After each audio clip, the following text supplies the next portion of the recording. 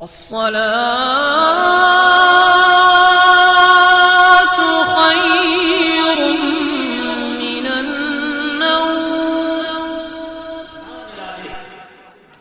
آپ نے بتایا ہے کہ نکاح آسان کرو اور زنا کو دشوار کرو، اور اسی پر ہم چل رہے ہیں کہ جب ہمارا بیٹا یا بیٹی بلاغت کی منزل پر پہنچے تو حضور اکرم صلی اللہ تعالی علیہ وسلم کی سنت کو ادا کرتے ہوئے بیٹے کی شادی کر دیتے ہیں، اور حضرت فاطمہ الزہرا رضی اللہ تعالی عنہا کی سنت کو ادا کرتے ہوئے بیٹی کی شادی کرتے ہیں۔ حضور اکرم صلی اللہ تعالی علیہ وسلم کی شان کیا ہے؟ آپ کے والد گرامی کون ہے؟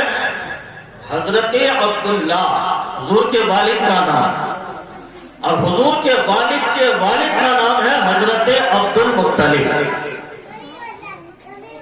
اور حضور اکرم صلی اللہ علیہ وسلم کی والدہ کا نام ہے حضرت آمنہ، اور حضرت آمنہ رضی اللہ تعالی عنہا کی ماں باپ کا نام ہے وہب۔ کیا نام ہے؟ وہب، یعنی حضور اکرم صلی اللہ علیہ وسلم کے نانا کا نام۔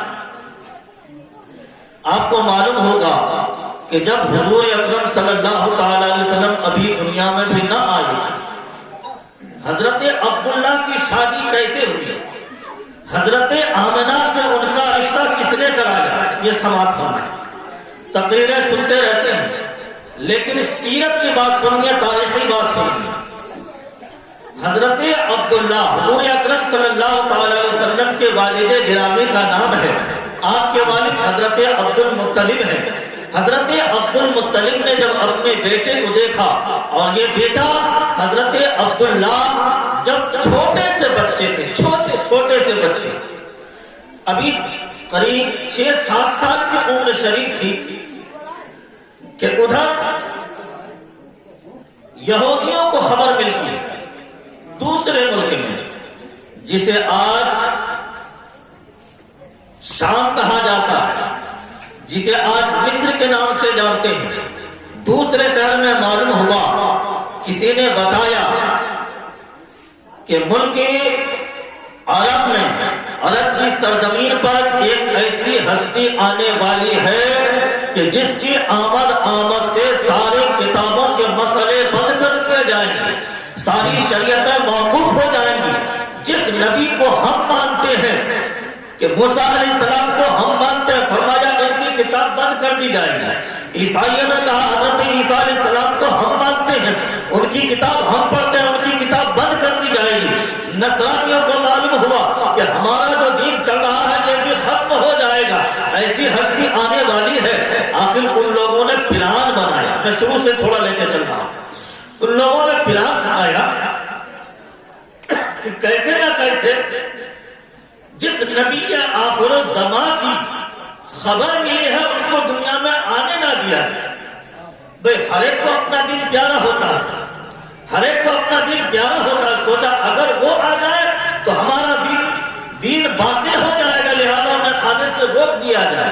پلان بنائے گئی، یہودیوں کو، عیسائیوں کو، نصرانیوں کو اکٹھا کیا گیا، اور پھر کہا گیا کہ ان میں سے ایک ایسے انسان کو ڈھونڈو جو دلیر بھی ہو، تلوار چلانے میں ماہر بھی ہو، اور دل جس کا پتھر جیسا ہو، اور ڈھونڈو اسے انعام کا لالچ دے کر کے وہاں بھیجو جہاں اس کے خاندان میں سے، جس خاندان میں سے محمد رسول اللہ صلی اللہ علیہ وسلم کی جلوہ گری ہوگی، بلکہ وہ جن کا نام ہماری کتابوں میں عبداللہ لکھا ہے، انہیں قتل کر کے آ جائے تو کہانی ختم ہو جائے گی۔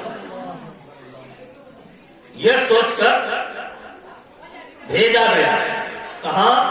مکے کی سرزمین، مکے کی سرزمین پر بھیجا گیا، اور اس سے کہا گیا کہ تمہیں اپنا کام تمام کر کے آنا ہے، یعنی عبداللہ کو صرف قتل کر کے آنا ہے، اس کا سر لے کر کے آنا ہے۔ کہا اس کے بدلے میں یہ ہے کہ اگر تم پکڑے گئے قتل کرتے وقت، تمہیں قتل کر دیا گیا، تو تمہارے گھر میں اتنی دولتوں کے انبار لگا دیا جانے کے ساتھ پشتوں تک کی خبر نہیں لینی پڑے گی۔ اس نے کہا اگر ایسی بات ہے تو ٹھیک ہے۔ چلا تھا کہ جب بھی کوئی کسی علاقے سے آتا تو سب سے پہلے کعبے طواف کرتا. کوئی بھی ہو سب سے پہلے کعبے کا طواف کرتا پھر اپنا کام کرتا. یہ یہودی وہاں سے چلا, عیسائی وہاں سے چلا اور چلنے کے بعد کعبے کا طواف کیا. طواف کرنے کے بعد جیسے ہی رکا دل میں سوچنے لگا کہ دیکھو تو وہ کون سا بچہ ہے جس کا نام عبداللہ ہے, جس کا نام ہمارے کتاب انجیل میں ہے, جس کا نام بائبل میں ہے, جس کا نام موسیٰ علیہ السلام کے صحیفے میں ہے, اسے ڈھونڈا جائے. کہا یہاں تو بچے ہی بچے نظر آتے ہیں, کس سے پوچھے کہ نام عبداللہ کس کا نام ہے. یہ سوچ ہی رہا تھا کہ ان بچوں کی جماعت میں ایک خوبصورت بچہ نظر آ رہا ہے. کہا کھونا ہو, یہ بچہ ذہین لگ رہا ہے, خوبصورت لگ رہا ہے, اسی کو بلایا جائے. اس بچے کو سامنے بلا رہا ہے. بچہ سامنے آیا اور آ کر کے کہنے لگا کیا بات ہے.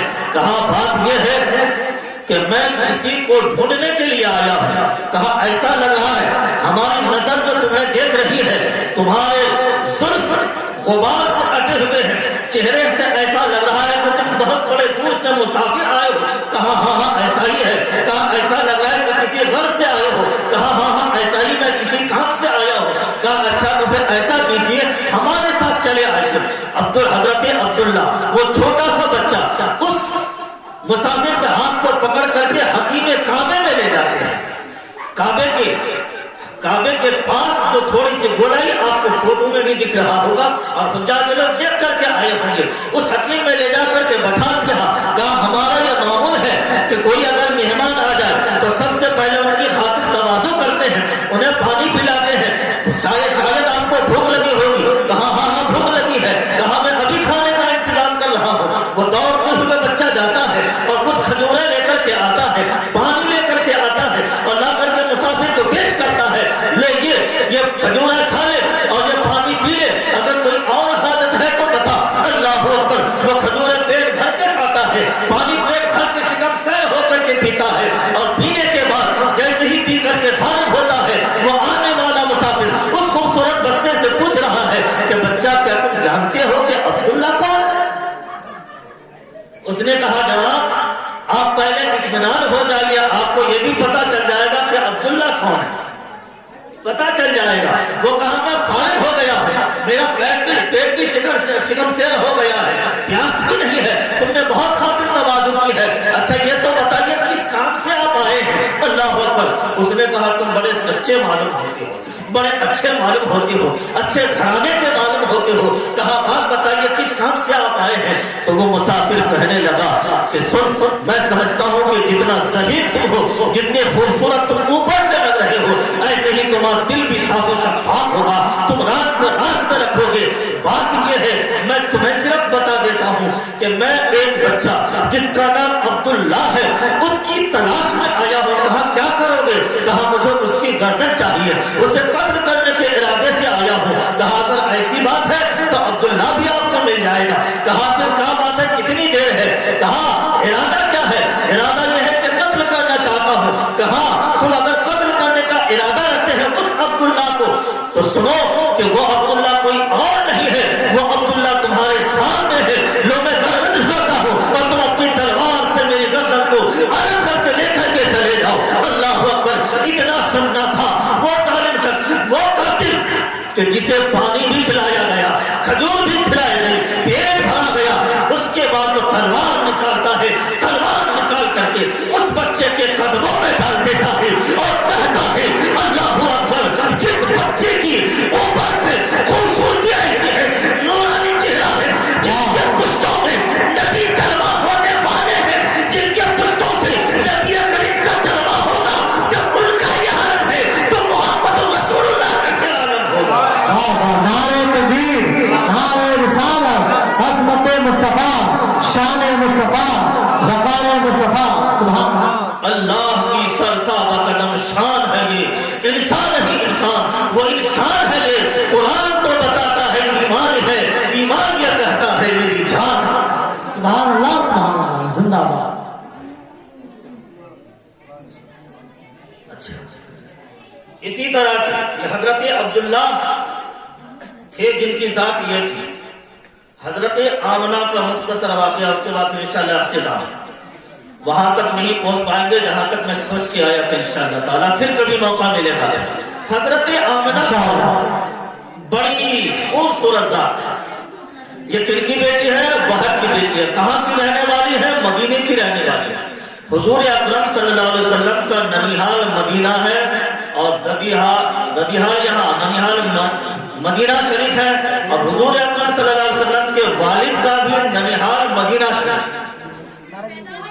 مدینہ شریف میں حضرت آمنہ کی پرورش ہوئی.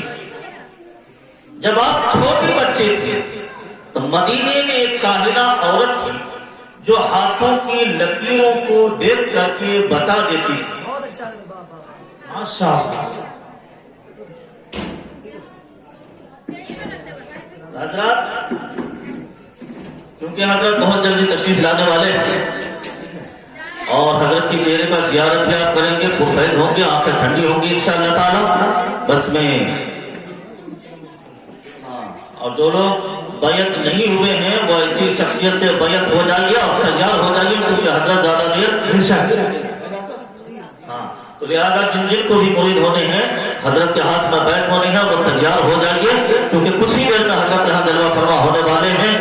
اب میں آگے نہ بڑھ کر اپنی تقریر کو یہ اختتام کرتا ہوں. آئیے پہلے کلمہ شریف پڑھ لیجیے، لا الہ الا اللہ محمد رسول